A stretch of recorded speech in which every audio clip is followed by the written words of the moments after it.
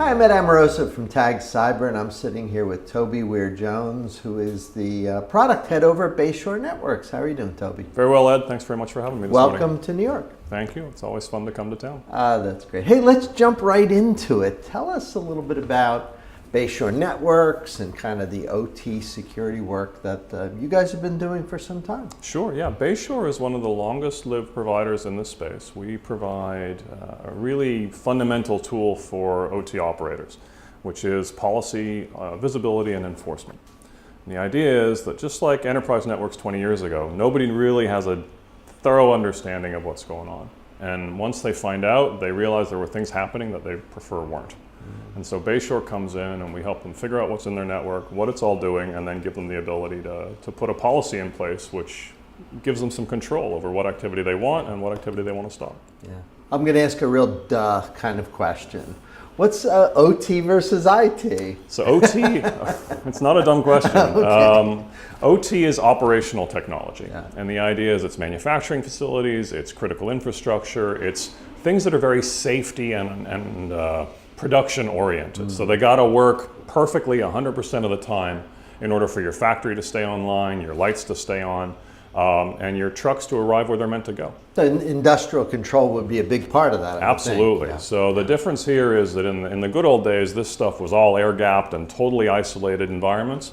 But the manufacturers of all the industrial equipment started connecting it all on networks. Mm-hmm. And so now all of a sudden this stuff suffers from the same sort of network exposures as a lot of other IT environments did and still continue to today. So my understanding is these industrial control environments and OT environments have a lot of different protocols, right? They have some specialized ones and so on. They do. Do you guys actually go in and understand how those protocols operate? Yeah, that's one of our real Okay. strengths, is that we have a very deep understanding of a whole range of these different protocols, and we can go down into the very smallest pieces of payload. So for example, if you have a process that runs a conveyor belt at a certain speed, there's an instruction that says run the conveyor belt at that speed. And we might say, okay, we just saw an instruction that says run it at a different speed. Doesn't mean stop it, which would be very obvious. It just might be a tiny difference. But that could have a cascading chain of events further down the line in production, which could cause all sorts of problems. And it might be that somebody fat-fingered a key, or it might be there was an attack, or it might be that the motor itself is wearing out. And in any cases, the idea is to identify those things before they become catastrophic. That's interesting. So identify means visibility. It does. And then dealing with it as kind of a mitigation. So you're really doing a classic security detect the problem and Yeah, deal absolutely. with it. It's an awareness issue first, and then from there, once you learn more, you can then choose where you want to apply your mitigation strategies. That's right. Yeah. Do you think industrial control is pretty vulnerable to like big scary attacks? Is that something we should all be worried about? I think there is an element of that, but those are infrequent. Yeah. They're not. I mean, they're dangerous and they do happen, of course, and there's a lot of probing that's going on. Mm-hmm. But the day-to-day risk is more practical. It's that these systems are complex, and that there's a lot of different hands on the controls, and the probability of a complex system operating in an unexpected way is very real, and that's a real risk that affects business every day. But I think it's the consequence, right? Like if you and I are running an IT environment for an accounting firm or something, we'd be worried about losing customer data, and but like the lights don't go out because an accounting firm loses its data. But you're probably dealing with companies where the consequence of an attack might affect lives, safety, real. Am I getting that right? Like you are. The risk goes way up with the consequence. The safety theme is really one of the most important ones. For a long time, we didn't think about this critical infrastructure because it was closed off and it was run by a very tight-knit group of specialists. But with the introduction of all these networking connections and interactions with your enterprise, your ERP systems or your just-in-time delivery, all these different controls, now suddenly these systems, which used to be very segmented and isolated, are exposed to all the same kinds of risks. And as you said, the consequences are very different, not only in financial terms, but in practical real world terms. Yeah, interesting. Important that you guys get it right. Yeah, well, and Bayshore's been doing this for over 10 years. And a lot of the folks who've sort of come along more recently, they don't come from a core OT background. But the senior staff at Bayshore, they all come out of this environment. And that makes a difference. Ultimately, when we have a conversation with a customer, what we're really looking for is some resonance with their particulars and their background and their needs.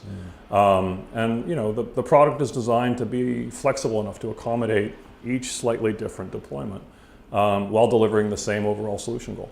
Yeah. How about you? How'd you get into this? Well, I came into it, I've been doing enterprise security for over 20 years. And I started off working in the managed services space with Bruce Schneier. And since then it's... At Counterpaint. At Counterpaint, that's right. Yeah. And we did that, and then I worked Paul with BT. Stitch was over there. Paul Stitch had a good group. was my CEO for a number of years, absolutely. Then we went in, we became part of British Telecom.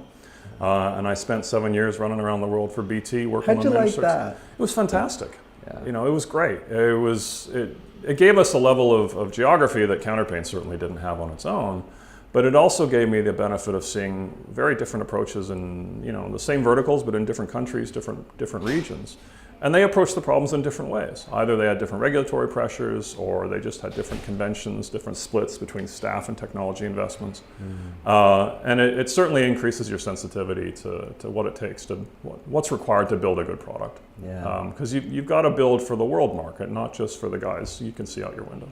Is it possible that the OT environment becomes more IT-like? Like these protocols, instead of having specialized this, that, maybe it all converges. Like, remember Novell had IPX dominance in the 90s? Sure. And they lost all that. IP ate the land. Yeah, absolutely. You think traditional IT and IP networking, conventional stuff, starts to bleed in and maybe takes over the OT environment as well? I don't think takes over. I think what we're seeing in the convergence space is the customers are looking for ways to have their IT and OT teams work together on shared goals, rather than isolated projects, isolated budgets, totally separated.